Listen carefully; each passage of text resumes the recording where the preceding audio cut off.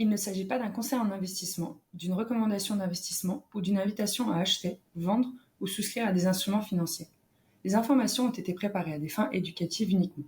Rien de ce qui est contenu dans ces webinaires ne peut être utilisé ou copié sans l'accord préalable de Flatex de Giro Bank Dutch Branch. Les opinions et les prévisions ne sont pas contraignantes et peuvent changer à tout moment. Investir comporte des risques. Vous pouvez perdre plus que votre investissement initial. Les performances passées, les simulations ou les prévisions ne constituent pas un indicateur fiable des performances futures. Bonsoir à toutes et à tous et bienvenue dans ce nouveau webinaire présenté par DeGiro et par ses partenaires. Alors j'ai le plaisir d'avoir à nouveau à mes côtés Victoire Roche de BlackRock. Bonsoir Victoire. Bonsoir Zoïr. Alors Victoire, tu es un visage familier pour nos clients puisque tu es venu à plusieurs reprises nous aider à décrypter des éléments précis de l'investissement et notamment l'univers des ETF. Est-ce que pour ceux qui nous rejoignent pour la première fois dans ce webinaire, est-ce que tu peux nous rappeler brièvement ton rôle chez BlackRock ? Bien sûr. Déjà, merci beaucoup de m'accueillir ce soir. Je suis vraiment ravie d'être parmi vous. Victoire Roche, j'ai rejoint BlackRock il y a maintenant 7 ans. Et je fais partie des équipes commerciales basées à Paris. Et je suis en charge plus particulièrement de la relation avec nos partenaires en ligne, dont DeGiro, qui est courtier en ligne. Ok, parfait. Merci beaucoup. Donc tu sais que c'est un immense plaisir à chaque fois. Le sujet de ce soir, c'est un sujet vaste qui nous attend, donc, parce qu'on va parler du monde, et on va parler en particulier de ce monde qui est affecté par des changements structurels majeurs, qui bouleversent nos sociétés et nos économies, et a fortiori vont bouleverser, et ça on le verra après dans le cadre de ce webinaire, notre façon de penser l'investissement et notre façon de construire des portefeuilles. Donc chez BlackRock, vous avez une vision et vous avez établi un prisme d'analyse qui permet de penser cette façon de construire les portefeuilles. Et vous avez identifié 5 bouleversements majeurs que vous appelez les méga-forces. Donc avant de dire et de partager cette vision que vous avez sur ces méga-forces et ces changements structurels, donc moi ce qui m'intéresse aussi, c'est de savoir si notre audience ce soir, parce qu'elle est nombreuse, est aussi sensible à ces questions-là. Et on va le savoir au travers de cette question. Est-ce que les changements structurels mondiaux sont-ils essentiels à vos décisions d'investissement ? Donc, première réponse possible, oui, je les prends en considération. Et deuxième réponse possible, non, ils ne le sont pas. Donc Victoire, je partagerai avec toi et avec notre audience les résultats de ce sondage pour connaître évidemment le profil de notre audience d'ici la fin du webinaire, donc juste avant la section de questions-réponses. Donc j'en profite évidemment pour vous inviter, chère audience, à nous envoyer toutes vos questions. On essaiera d'y répondre un maximum donc, vers la fin de ce webinaire. Donc alors, Victoire, le mot méga-force, il est assez évocateur. Donc, moi, donc, quand je l'ai entendu pour la première fois, j'ai pensé immédiatement à une dimension presque géophysique de force qui va changer une structure. Donc, adapté et appliqué au monde de l'investissement, est-ce que tu peux nous dire ce que ça signifie et évidemment nous dire ces 5 méga-forces que vous avez identifiées chez BlackRock ? Bien sûr, et c'est un très bon point, Zoïr. C'est effectivement des forces qui vont complètement remodeler en fait la façon dont les économies fonctionnent, dont les agents économiques, que ce soit les gouvernements, que ce soit les entreprises ou encore les particuliers, les consommateurs. Et donc ces méga-forces, elles sont en place depuis bien longtemps. Elles évoluent au cours du temps. On sait que il y a eu énormément d'avancées au cours des dernières décennies. On sait que la population mondiale, elle a doublé sur les 50 dernières années. L'espérance de vie est aussi beaucoup plus longue qu'elle a pu être par le passé. Et donc, tous ces changements structurels vont avoir un impact sur les économies, sur les différents secteurs d'activité, les différentes industries. Et on peut justement prendre en compte ces méga-forces pour éclairer nos décisions d'investissement. Donc effectivement, BlackRock a identifié 5 méga-forces. Et il faut savoir que ces méga-forces, elles vont au-delà de juste être un thème d'investissement, mais elles vont vraiment être prises en compte par les experts en matière d'investissement de BlackRock pour estimer les futurs rendements de telle ou telle classe d'actifs. Donc c'est vraiment quelque chose qu'on a intégré dans tous nos modèles macroéconomiques. Au-delà de regarder la politique au sein d'une économie en en particulier, on va vraiment essayer de prendre du recul et d'examiner justement quelles sont ces forces structurelles qui vont changer ces économies sur le long terme. On parle ici de long terme, donc ces grandes tendances, elles se matérialisent sur des dizaines d'années. On n'est pas du tout sur un horizon à 1 ou 2 ou 3 ans. C'est des choses qui prennent beaucoup de temps et qui évoluent aussi. Et qui sont d'ailleurs en cours. Je pense qu'on le verra plus tard. Exactement. Et en fait, ce dont on se rend compte, c'est que on est arrivé un petit peu à un tournant, justement, dans ces méga-forces. On avait auparavant une croissance de la population qui était, une population qui était en croissance.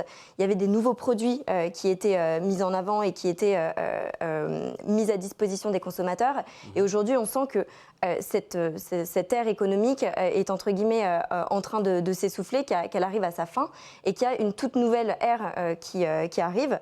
Et justement, les 5 mégaforces que vous voyez à cet écran sous-tendent entre guillemets ces grands changements macroéconomiques sur le long terme. Peut-être pour les décrire très brièvement, vous avez dans un premier temps la disruption numérique et l'intelligence artificielle. Donc la disruption numérique, ici on parle vraiment du fait que certains modèles aujourd'hui d'intelligence artificielle commencent à atteindre des scores qui n'ont jamais été atteints par le passé et à passer des tests de plus en plus complexes. Et on y reviendra dans un second temps. La deuxième grande méga-force que l'on observe, c'est celle de la transition vers une économie à plus faible émission carbone. Ici, évidemment, la croissance mondiale sur les années passées a largement été alimentée par les énergies fossiles. Et on voit aujourd'hui qu'il y a un changement qui est en train de se passer, notamment par la baisse des coûts de production pour l'énergie propre. Et peut-être pour la troisième méga-force que l'on observe, c'est tout ce qui va tourner autour de la géopolitique et de la fragmentation que l'on observe. Celle-ci, elle est relativement plus récente, puisque cette stabilité mondiale a été un petit peu remise en cause avec la guerre en Ukraine, les tensions qu'on peut voir entre les États-Unis et la Chine. Et donc, ça a remis vraiment un ordre au niveau mondial. C'est cette fameuse Pax Americana après la Seconde Guerre mondiale qui est... donc, on arrive à une ère où maintenant, il y a une fragmentation, c'est ce que tu expliques, avec des conflits, mais ce n'est pas qu'une fragmentation en termes de conflits, mais aussi c'est des conflits économiques. Et je pense que l'actualité peut éclairer aussi notre audience avec des conflits commerciaux entre différents blocs. Mais évidemment, tu reviendras plus en détail tout à l'heure quand on abordera ce thème. Exactement. Pour la quatrième méga-force que BlackRock a identifiée, donc c'est tout ce qui va concerner la démographie et en particulier la divergence démographique. Donc aujourd'hui, les baby-boomers, ils partent à la retraite. On est vraiment... Baby-boom, c'est quelle année à quelle année? Donc juste pour resituer, c'est à partir des années 50 jusqu'à la fin des débuts des années 70, plus ou moins, donc avec le premier choc pétrolier. Et du coup, ces personnes-là partent à la retraite. Exactement. Donc ces personnes-là partent à la retraite. Et aujourd'hui, on est dans une situation où il y a beaucoup plus de personnes âgées qu'il y en avait par le passé. Et donc, ça va, encore une fois, remodeler la façon dont les dépenses de santé vont se faire, les dépenses sur différents secteurs de l'économie vont se faire. Et donc, bouleverser, encore une fois, nos économies. Et pour finir avec la dernière méga-force que BlackRock a identifiée, c'est tout ce qui touche à l'avenir de la finance. Elle est peut-être un peu moins facile à cerner, mais je dirais qu'il y a 2 grands piliers au sein de cette méga-force. Le premier, c'est le fait qu'aujourd'hui, l'économie évolue. Donc, il y a les entreprises recherchent des façons de se financer peut-être différentes qu'elles l'ont fait par le passé. Et on a une augmentation du secteur privé, notamment dans le financement pour les entreprises. Donc ça va pouvoir générer des opportunités aussi d'investissement. Et enfin, le second point au sein de l'avenir de la finance, c'est tout ce qui va toucher aux nouvelles formes de monnaie et notamment les crypto-monnaies. Donc les crypto-actifs. Exactement. Okay. Et donc voilà, ces 5 méga-forces vont avoir vraiment une tendance de très long terme et vont reformer, entre guillemets, la façon dont tous les agents économiques opèrent leur activité. Et du coup, vous prenez ça en compte, en tout cas, vous trouvez ça pertinent pour de les prendre en compte dans la construction de portefeuilles. Exactement. Donc cette slide, hein, justement, cette vision avec 5 mégaforces est assez claire. Mais moi, et je pense que notre audience, elle ne va pas être surprise, hein, parce que on en parle beaucoup, on entend parler justement... non, pardon, justement, petite question, parce que c'est peut-être une déformation professionnelle, parce que je pense beaucoup au risque. Quels sont les écueils à éviter justement quand on prend en compte ces différentes mégaforces dans la constitution d'un portefeuille? Ouais. Je pense qu'il y a quelques écueils qui sont importants effectivement d'avoir en tête. Le premier, c'est d'éviter tout ce qui est concentration dans une seule mégaforce. Alors on peut avoir des convictions plus ou moins fortes selon nos préférences, mais c'est vrai que ce sont quand même des thèmes qui sont relativement restreints et concentrés, donc il faut quand même rester toujours diversifié. Le second point, c'est de vouloir trop timer ces fameuses mégaforces. Je le disais, c'est des tendances de très long terme. Donc il se peut que sur le court terme, il n'y ait pas forcément un impact positif sur le cours en bourse des actions dans vos portefeuilles. C'est vraiment, il faut adopter une vision très, très long terme. Et je dirais que le dernier, c'est que ces tendances et leur importance, leur impact sur l'économie peut varier assez fortement en fonction des événements qui se passent sur le marché. Donc, ce qui est valable aujourd'hui peut ne plus vraiment l'être demain. Et donc avoir un impact sur vos potentiels investissements en portefeuille. Ok, parfait, merci beaucoup. Donc ouais, justement, je disais que ce ne sera pas une surprise. Je voudrais rentrer dans les détails de ces mégaforces. Et la première mégaforce qui attire mon attention, et ce n'est pas une surprise, c'est évidemment la disruption digitale et l'intelligence artificielle. C'est quelque chose dont on parle beaucoup, évidemment, avec des acteurs privés et étatiques qui investissent énormément d'argent justement pour avoir des modèles toujours plus performants et investir dans les infrastructures qui permettent justement de déployer des forces de calcul toujours plus puissantes qu'avant. Quelle est votre vision dans l'investissement sur l'IA, justement? Est-ce que tu peux rentrer plus en détail sur cette vision par rapport à l'intelligence artificielle chez BlackRock? Bien sûr, et c'est vrai que l'intelligence artificielle est une des mégaforces qui est les plus prépondérante et surtout qui va avoir, selon nous, un impact assez fort sur toute l'économie. Et je pense que ce qui est important de mentionner, c'est que chez BlackRock, on ne pense vraiment pas que ce soit une mode, mais plutôt une révolution et une nouvelle ère, entre guillemets, qui va permettre à tous les secteurs de pouvoir améliorer leur productivité, améliorer leurs résultats, leurs bénéfices et pouvoir, entre guillemets, optimiser certaines chaînes d'approvisionnement, par exemple. Mais ce qui est intéressant, c'est de dire que cette fameuse intelligence artificielle, aujourd'hui, elle ne va pas toucher que le secteur de la technologie. C'est vraiment tous les secteurs d'activité de notre économie qui en bénéficient.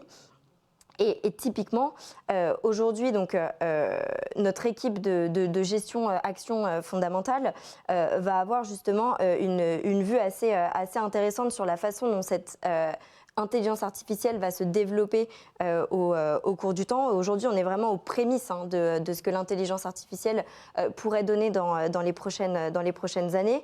Et qu'aujourd'hui, les entreprises, elles se concentrent vraiment sur la construction de l'infrastructure pour l'intelligence artificielle les entreprises qui vont adopter cette intelligence artificielle. Juste peut-être brièvement, quand on parle d'infrastructure, juste pour resituer, on parle par exemple, on entend beaucoup, sans citer certaines sociétés qui le font, mais c'est par exemple les puces, les micro-puces qui permettent justement de développer les intelligences artificielles, mais c'est aussi les centres de données, donc il y a des investissements massifs qui sont consentis justement par certains acteurs privés et certains acteurs étatiques dans le développement de ces infrastructures-là. C'est ça, exactement. Et on a observé effectivement des niveaux records d'investissement de la part des entreprises dans cette infrastructure. C'est en fait, les entreprises sont vraiment en train d'investir pour créer la base solide qui va permettre à toute l'économie de pouvoir adopter cette intelligence artificielle et ces différents modèles de traitement de données, etc. Donc c'est entre guillemets le socle de la fusée, si on peut schématiser. Et ça, c'est vraiment la première phase, c'est la construction, c'est là où on en est, là où l'économie en est aujourd'hui. La seconde phase qui va, selon nous, se mettre en place sur les deux prochaines années, c'est toute cette adoption. Donc, au fur et à mesure que l'infrastructure se développe et qu'elle devient de plus en plus robuste et mature, l'adoption de l'intelligence artificielle va s'accélérer et se mettre en place par rapport à différents logiciels, différentes applications. Et toutes les entreprises vont devoir se mettre à un moment ou à un autre à commencer à s'adapter, à exploiter ou du moins à regarder ce que l'IA pourrait leur permettre de faire pour ne pas être disruptés, entre guillemets, par les acteurs qui s'y sont attelés. Okay. Ça, c'est vraiment la partie adoption qui permet donc de transformer les business models, améliorer les chaînes de production, améliorer les bénéfices.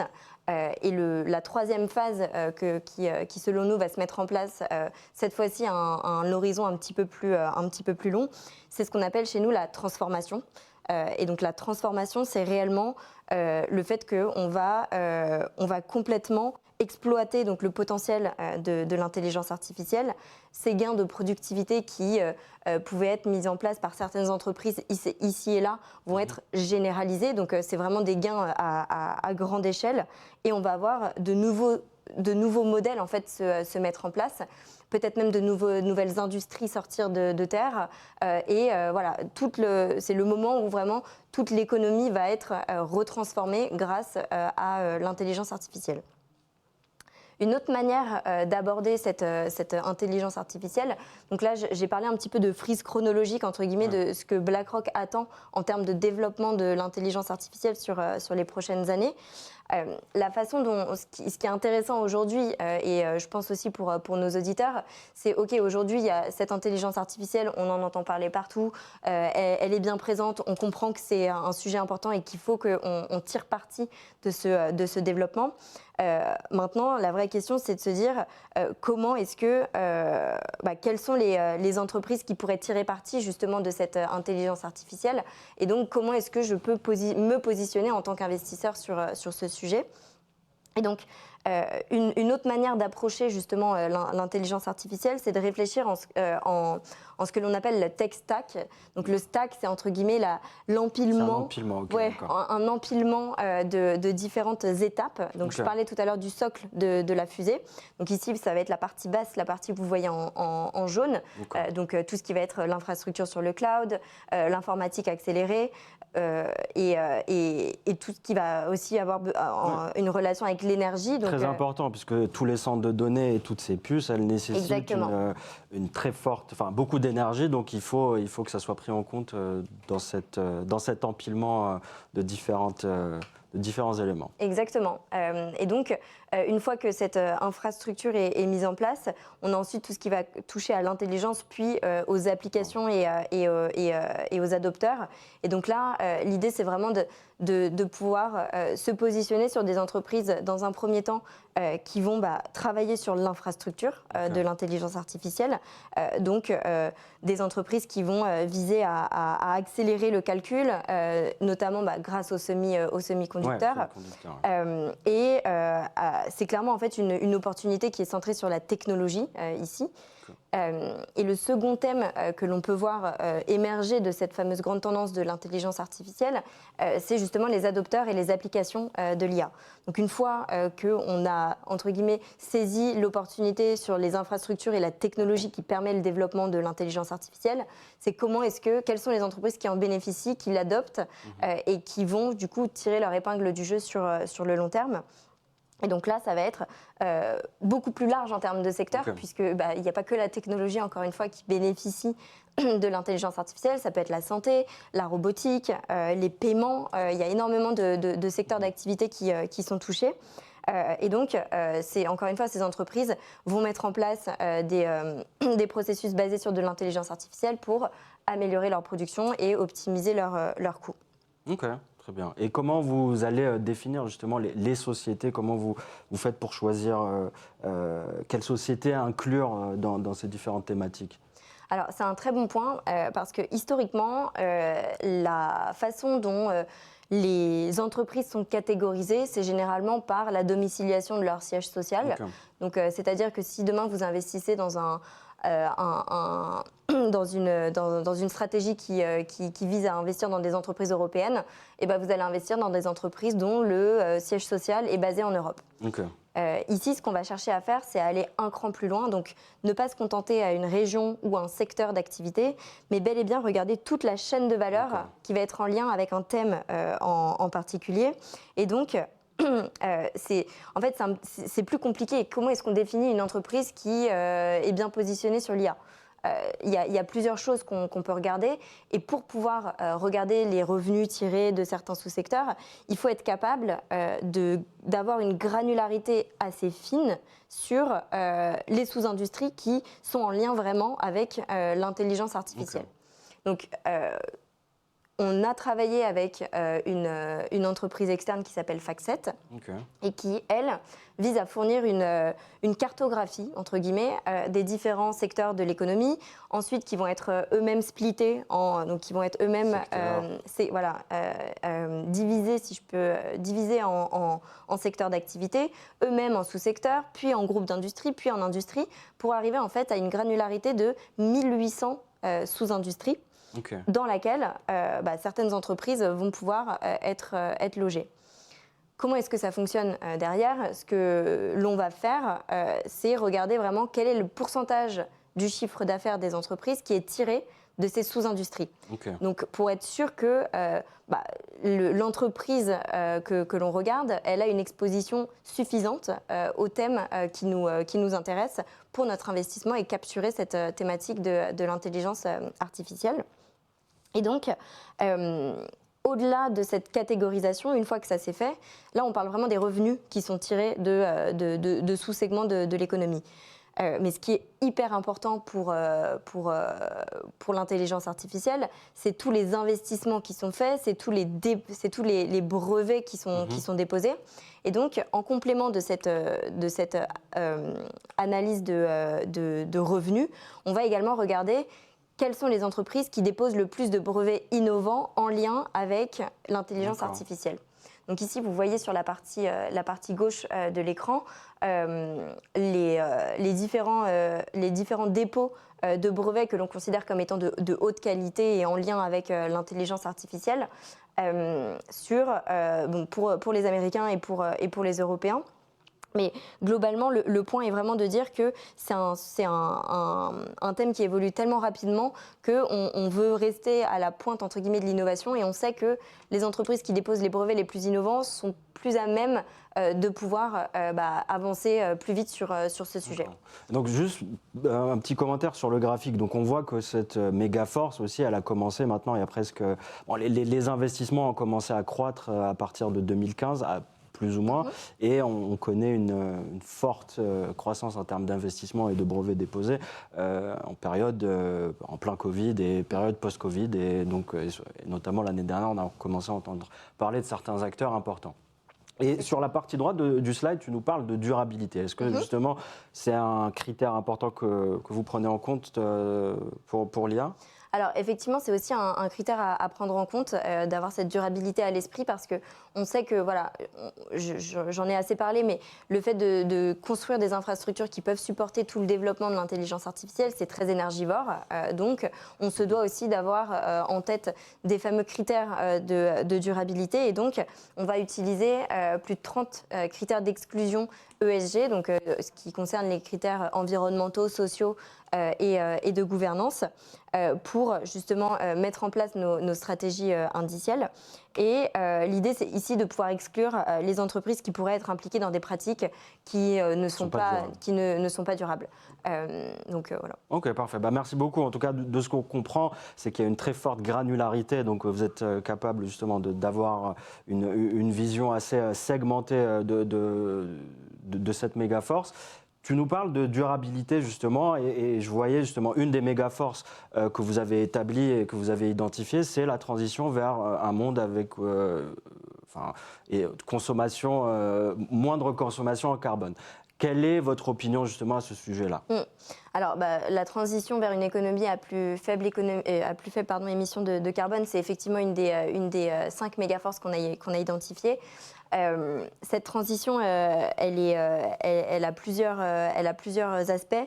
Je dirais que c'est vraiment... Déjà, on a fait beaucoup de recherches à ce niveau-là chez BlackRock. C'est aussi des choses qu'on a intégrées dans nos analyses de recherche macroéconomique et d'hypothèses de rendement sur les différentes classes d'actifs. Donc, au même titre que l'intelligence artificielle, c'est quelque chose qu'on prend en compte aujourd'hui dans nos modèles pour dire si telle ou telle classe d'actifs quel va être le rendement de telle ou telle classe d'actifs. D'ailleurs, vous pouvez retrouver toute cette recherche sur notre site internet, que ce soit au niveau de la transition ou au niveau de l'intelligence artificielle. Ce sont des choses qui sont publiques. Et donc, cette transition, c'est un peu l'interconnexion de 3 éléments. Le premier, c'est la technologie, parce qu'on va aussi en avoir besoin. Le second, c'est la politique. Et le troisième, c'est le comportement des consommateurs, des investisseurs et des entreprises. Si je me concentre dans un premier temps sur la technologie, la technologie va en fait permettre d'abaisser les coûts de production d'énergie verte et donc de pouvoir arriver sur un mix énergétique qui soit de plus en plus durable. On sait qu'il y a aussi l'avènement des batteries qui sont utiles pour les véhicules électriques. Et donc, ces batteries, elles fonctionnent grâce à quoi? Grâce à des semi-conducteurs, grâce à différents métaux également. Donc, il y a beaucoup de choses qui sont à prendre en compte d'un point de vue technologique quand on parle de transition énergétique. Le second point, c'est effectivement les politiques, dans le sens où les gouvernements jouent un rôle très actif sur ce sujet, que ce soit en termes de subventions ou en termes d'incitation fiscale, justement pour utiliser des véhicules électriques ou se chauffer de façon plus propre, mais également des restrictions et des guidelines, entre guillemets, pour les entreprises pour qu'elles réduisent leurs empreintes carbone. Et enfin, le dernier point, c'est la préférence des consommateurs. On voit aujourd'hui qu'il y a une vraie prise de conscience de la part des particuliers, tout simplement, pour consommer mieux, pour consommer moins et pour être un peu plus responsable d'un point de vue éthique. Donc, vous voyez sur cette slide le graphique de gauche qui en fait fait référence à la croissance que l'on va observer dans les énergies renouvelables, donc en l'occurrence le solaire et l'éolien. Ce que ce graphique nous dit, c'est tout simplement que 80% de la nouvelle capacité de production en énergie se fera au travers du solaire et de l'éolien. Et donc avec des émissions forcément en carbone qui seront moindres. Et on voit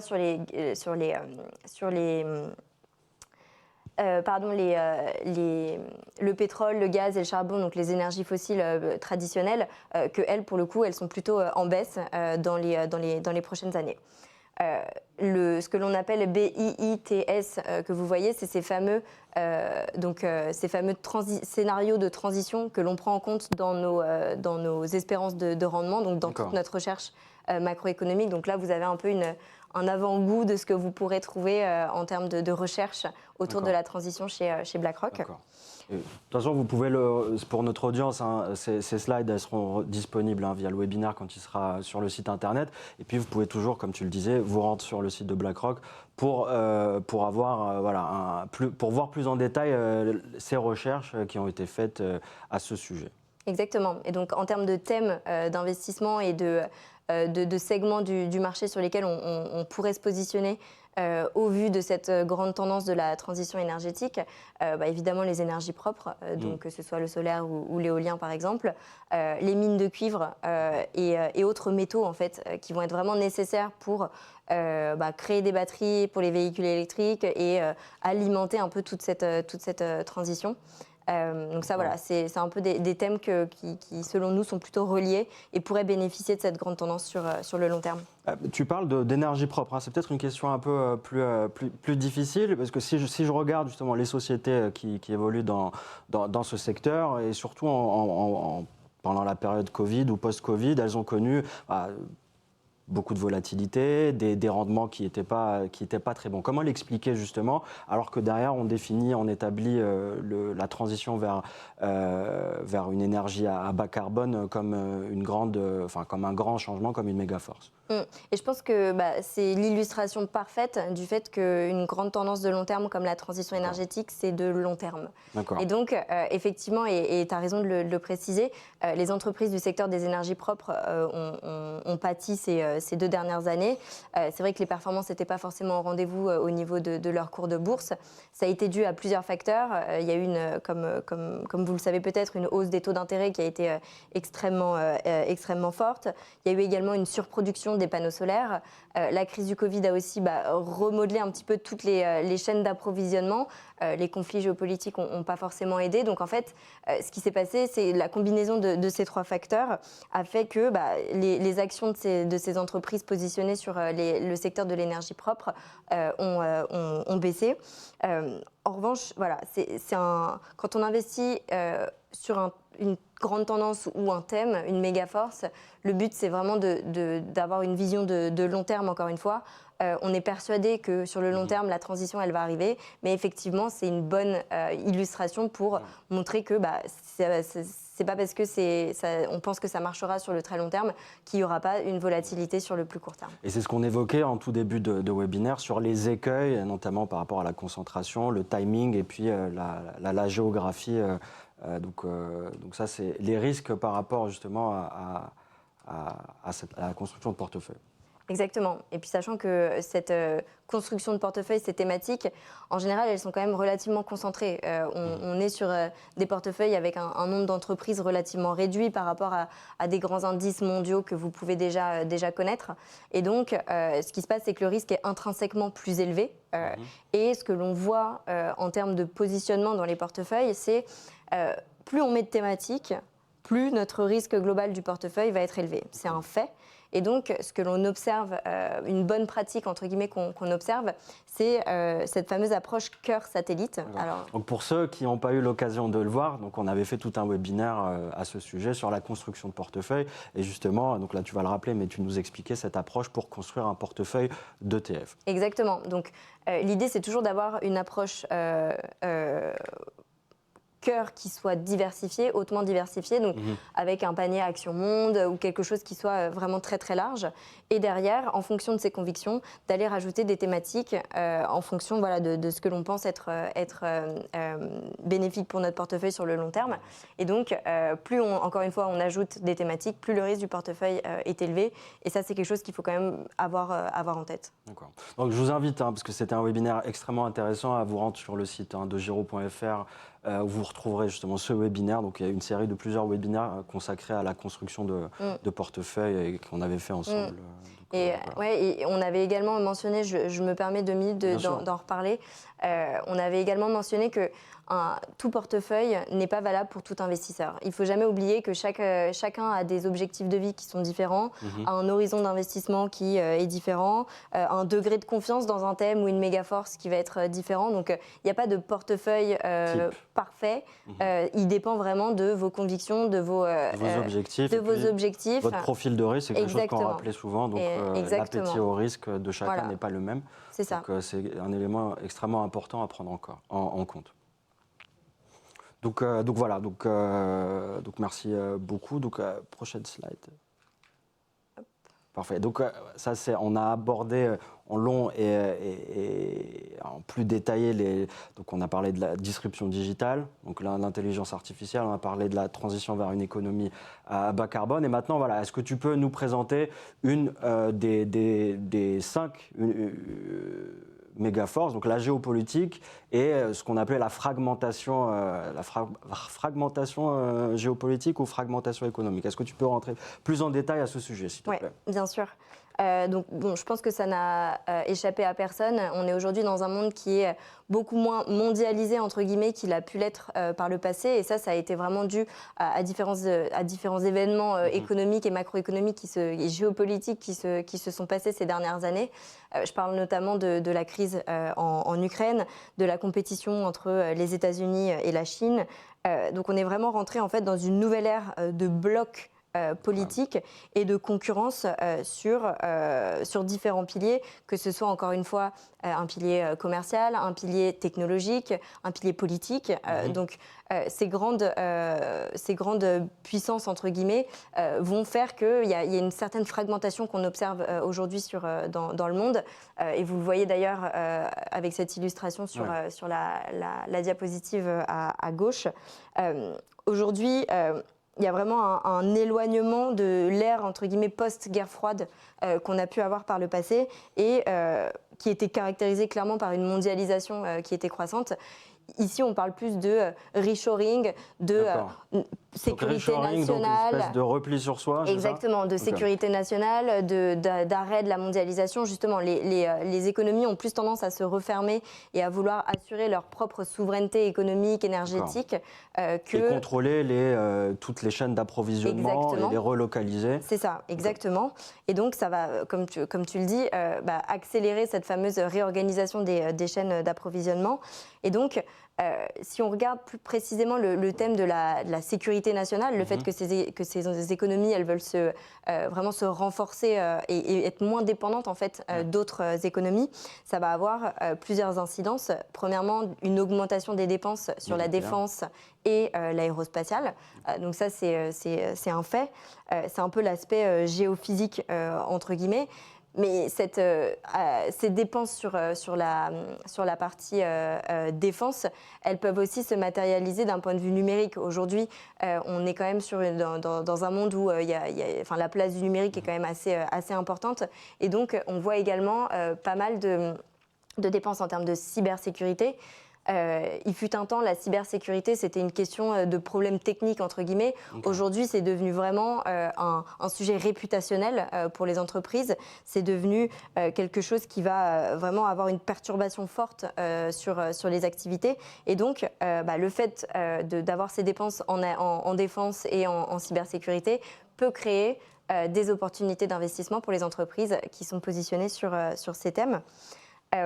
Si je parle maintenant de la réorganisation des chaînes d'approvisionnement, donc ici, on a vraiment assisté à un changement dans la fabrication et justement à ce fameux, on appelle ça, au-delà du reshoring, on appelle ça le friendshoring, c'est-à-dire friendshoring. Okay. Donc c'est-à-dire que on se referme et on ouvre à nos amis, entre guillemets. Donc, on va, entre guillemets, choisir les économies avec lesquelles on veut travailler en termes d'approvisionnement, donc avec lesquelles on souhaite avoir des échanges plus ou moins libres d'un point de vue commercial, pour pouvoir assurer une souveraineté qui soit la plus forte et entre guillemets, avoir le sujet du coût est quand même moins important qu'avant. Ce dont on se rend compte, c'est qu'aujourd'hui, le plus important, c'est d'avoir des relations avec des pays qui sont en ligne avec nos vues, plutôt que aller faire produire au moins cher, peu importe où ils se situent sur le globe. D'accord. Et donc ça, encore une fois, ça va créer des opportunités pour les entreprises dans la robotique. Pourquoi ? Parce qu'on a une volonté d'améliorer la productivité, puisque si on ne cherche plus à diminuer les coûts en s'approvisionnant dans des pays dans lesquels c'est moins cher, il faut quand même qu'on trouve une façon de pouvoir optimiser ce coût. Okay. Donc la robotique est aussi un sujet qui est important. Et je dirais que le dernier, il est plus global. C'est tout simplement le fait que donc les risques géopolitiques sont plus élevés, c'est structurel pour le moment. Et donc, on a aussi un risque d'événements inattendus qui sont plus ou moins, qui est quand même assez élevé. Il y a eu quand même pas mal de nouveaux conflits, par exemple. De nouveaux conflits ou les tarifs qu'on a pu voir entre les États-Unis et d'autres pays. Donc, toutes ces nouvelles, en fait, vont impacter les marchés financiers, c'est évident. Et dans ce type d'environnement de marché où le risque géopolitique est fort, on a tendance les investisseurs ont tendance à se positionner sur des valeurs, ce que l'on appelle valeurs refuge. Et donc, les métaux précieux, par exemple, en font partie, l'or en particulier, et les entreprises qui sont liées à l'or et aux métaux précieux. Ok, parfait. Et donc, merci beaucoup pour cette explication claire et détaillée. Et donc, on n'a pas couvert toutes les méga-forces. Donc, il y en avait une, c'était par rapport à la démographie, la divergence démographique, si je ne me trompe pas. Exactement. Et donc la divergence démographique, c'est la dernière tendance. Elle est assez simple, je pense, à illustrer, puisqu'on le voit partout autour de nous, hein, les populations, elles vieillissent. On est sur un phénomène qui ne se limite pas aux économies qui sont avancées, mais qui touche bel et bien toutes les économies, même plus ou moins émergentes. Si vous regardez par exemple la Chine, vous regardez cette slide sur la partie de gauche. Ici, on regarde l'évolution de la population qui est en âge de travailler. Okay. Donc, on sait que le vieillissement de la population, il est en marche, mais il est d'autant plus en marche si on regarde les pays émergents comme la Chine. Si on regarde la proportion sur les 20 dernières années de la population en âge de travailler, elle était à 10%. Pour les 20 prochaines années, ce sera moins 20. Donc, en fait, ça va créer quand même des gros changements sur la façon dont on doit repenser ses dépenses de santé, par exemple. Et donc, il y a une vraie... le secteur de la santé va être un des grands gagnants, selon nous, de ce changement de démographie, puisque, tout simplement, une personne de plus de 65 ans dépense 3 fois plus dans ses soins de santé qu'une personne de moins de 65 ans. Et aujourd'hui, évidemment, il y a de plus en plus de personnes de plus de 65 ans dans ce monde. C'est mathématique, on aura de plus en plus besoin de soins de santé pour l'économie de façon générale. Donc c'est pour ça qu'on peut lier cette grande force, méga force, au thème de la population vieillissante et au secteur de la santé, tout simplement. Parfait, très clair. Et enfin, dernière méga force qu'on avait vue, c'est l'avenir de la finance. Est-ce que tu peux nous dire un peu plus sur ce que c'est l'avenir de la finance? En tout cas, quelle est votre vision à ce sujet? Exactement. Et en fait, comme je le disais, il y a vraiment 2 sous-thèmes sur cette méga force de l'avenir de la finance. Le premier, c'est le fait que, donc avec les évolutions réglementaires actuelles, il y a une architecture financière qui est en train vraiment d'évoluer. Aujourd'hui, les prêts à taux zéro, c'est plus trop le cas. Il y a une innovation technologique qui est relativement forte. Et donc, il y a toute une structure bancaire historique qui est en train d'être bouleversée. Donc, c'est le financement de l'économie qui est en train d'être bouleversé en soi? Exactement. Okay. Et donc, ça va bouleverser le marché du dépôt et le marché du crédit. Et donc, tous les modèles commerciaux bancaires un peu traditionnels sont amenés à évoluer, et notamment au profit du secteur privé, puisque de plus en plus d'entreprises se financent aujourd'hui grâce à des émissions de dette privées, donc via du capital investissement ou via de la dette privée. Quand je dis capital investissement, peut-être que private equity vous parle plus.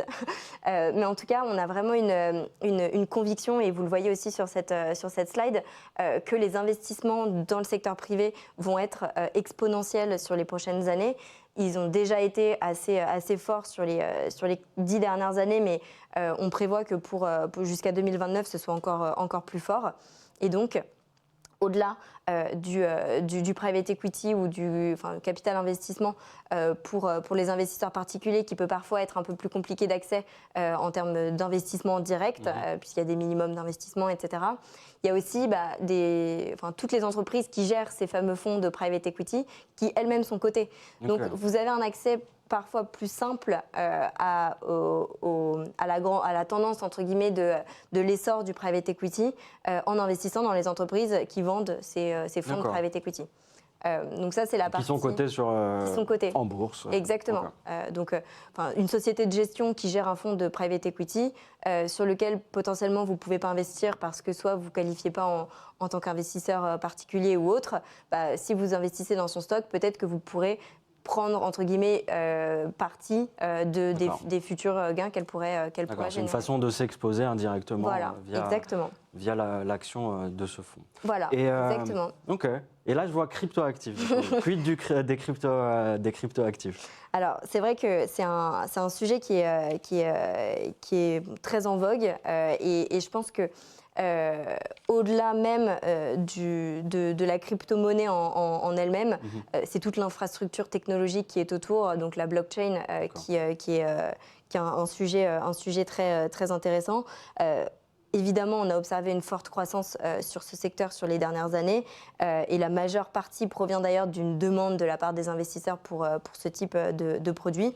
Et en fait, on est en train de passer d'un produit, entre guillemets, très à la mode, très retail, entre guillemets, vers quelque chose qui s'institutionnalise de plus en plus. Donc que ce soit via la blockchain, donc la technologie, mais également via l'actif, la crypto-monnaie, le bitcoin en lui-même. Et donc, avec le temps, en fait... Le bitcoin, entre autres, parce que c'est pas la seule crypto... Voilà, c'est pas la seule crypto, évidemment. Mais c'est vrai qu'aujourd'hui...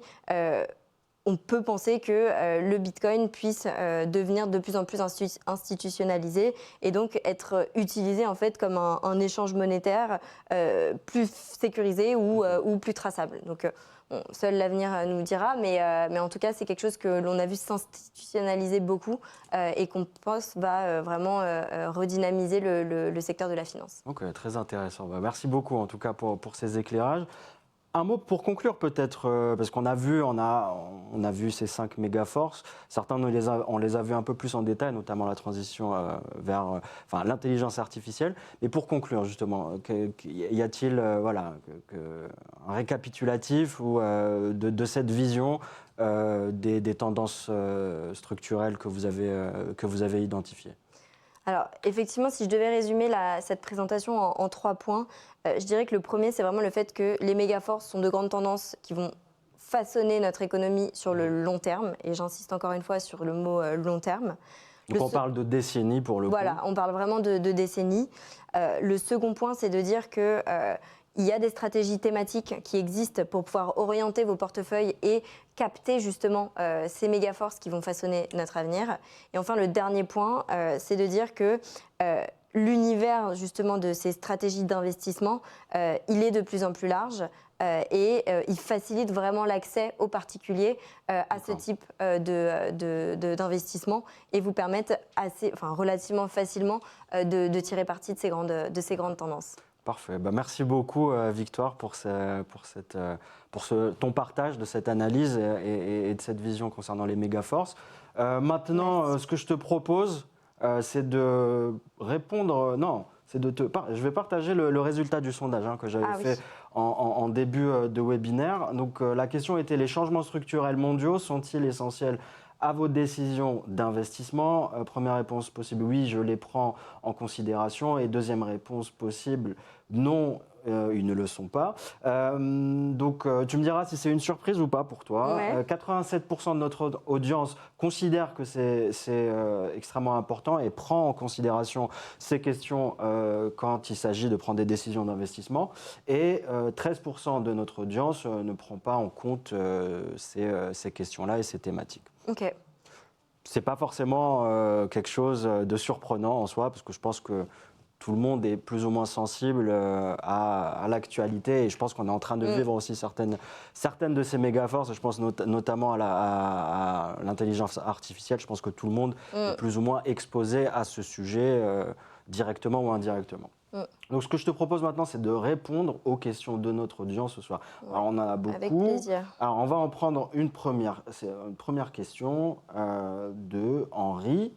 Y a-t-il des liens entre les différentes mégaforces? Alors oui, il y a des liens entre les différentes mégaforces. Si je regarde par exemple la transition bas carbone et l'intelligence artificielle, par rapport à l'énergie, la consommation d'énergie? Par exemple. Donc ça, c'est un premier lien. Le deuxième lien, c'est les métaux. Parce que les métaux, ils vont être utilisés pour créer les semi-conducteurs et également être utilisés pour créer les batteries des véhicules électriques. Donc il y a un certain nombre d'entreprises technologiques qui vont investir dans les énergies bas carbone aussi. Donc voilà, il y a certains thèmes effectivement qui peuvent s'entrecouper. Et d'ailleurs, vous pouvez retrouver sur notre site internet justement quelques exemples de stratégies d'investissement qu'on peut mettre en place pour capter une ou plusieurs grandes tendances. J'ai une petite question, c'est pas une question du public. Du coup, ça voudrait dire dire que si vous catégorisez une société dans une thématique, par exemple dans un ETF, est-ce qu'elle peut se retrouver également dans un autre ETF qui est par exemple dédié à une autre thématique? Est-ce que ça c'est possible? C'est possible. Okay. C'est possible. Si par exemple, on parlait tout à l'heure des différents critères de sélection qu'on va utiliser pour nos stratégies indicielles, donc pour construire en fait les indices que nos ETF vont répliquer.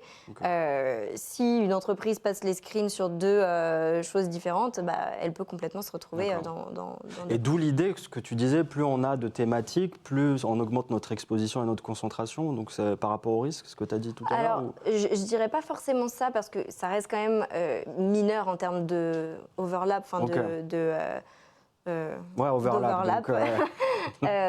Mais en revanche, quand on parle de concentration, c'est vraiment si on investit dans un seul ETF thématique, ils peuvent être quand même assez concentrés en termes de nombre de titres.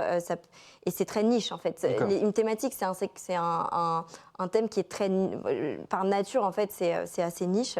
Après, ça dépend encore une fois des thèmes, mais voilà.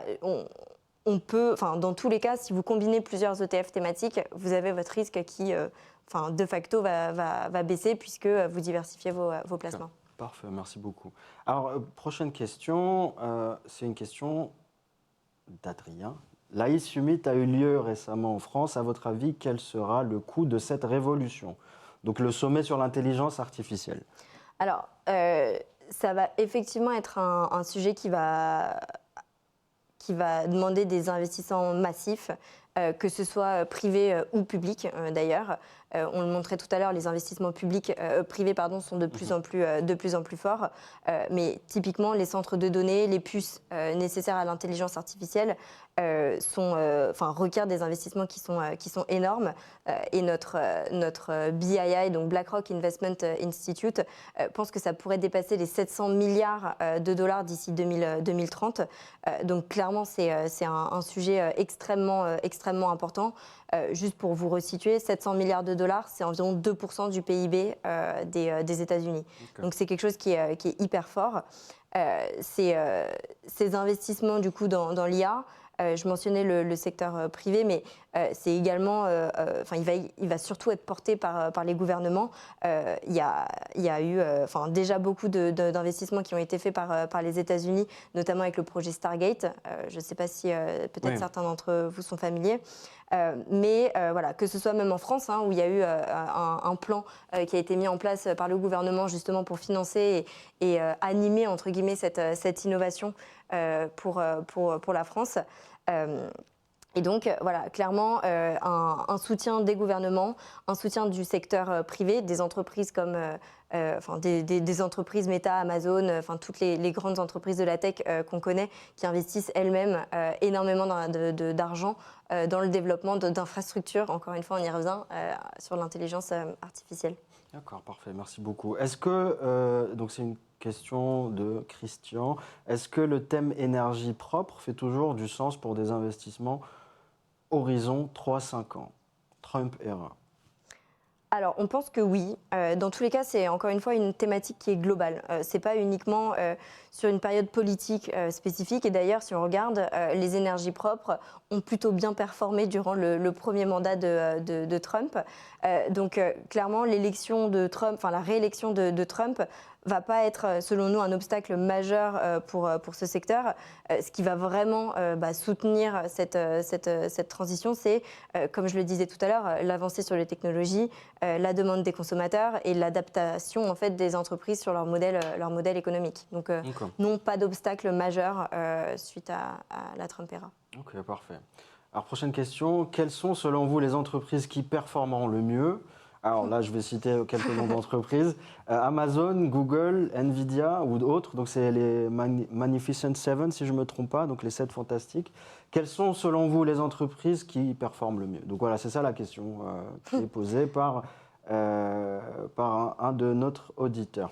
Alors, on n'a pas de vue spécifique sur telle ou telle action, mais effectivement, c'est les fameux 7 magnifiques sont des entreprises qui ont des moyens, effectivement, pour pouvoir investir dans l'intelligence artificielle et donc qui sont peut-être plus à même de pouvoir construire ces infrastructures et adopter cette grande vague de l'IA. Ce que l'on voit aussi, c'est le fait de pouvoir diversifier justement ses placements sur les actions américaines. Donc voilà, on parle souvent des 7 magnifiques comme étant les 7 grands des US. Mais c'est vrai qu'il y a quand même encore une fois un risque de concentration qui est assez fort. Et c'est pour ça qu'on va avoir tendance à vouloir privilégier une exposition plus diversifiée, au-delà justement de ces fameux 7 magnifiques, pour pouvoir capter tout le potentiel de croissance, si je me concentre uniquement sur les États-Unis, des autres, des 493 autres entreprises du S&P 500. Alors, parce que si on prend un exemple particulier, c'est Nvidia qui a plongé en bourse il y a quelques semaines suite à une annonce d'un concurrent en Chine qui a développé une intelligence artificielle pour beaucoup moins cher. En tout cas, c'est ce qui est dit dans les journaux. C'est ça. Donc en fait, le résultat d'une entreprise versus une autre est extrêmement volatile. Et donc, c'est pour ça qu'on privilégie toujours d'avoir une stratégie qui est plus diversifiée, en fait, et pas uniquement une entreprise. Okay.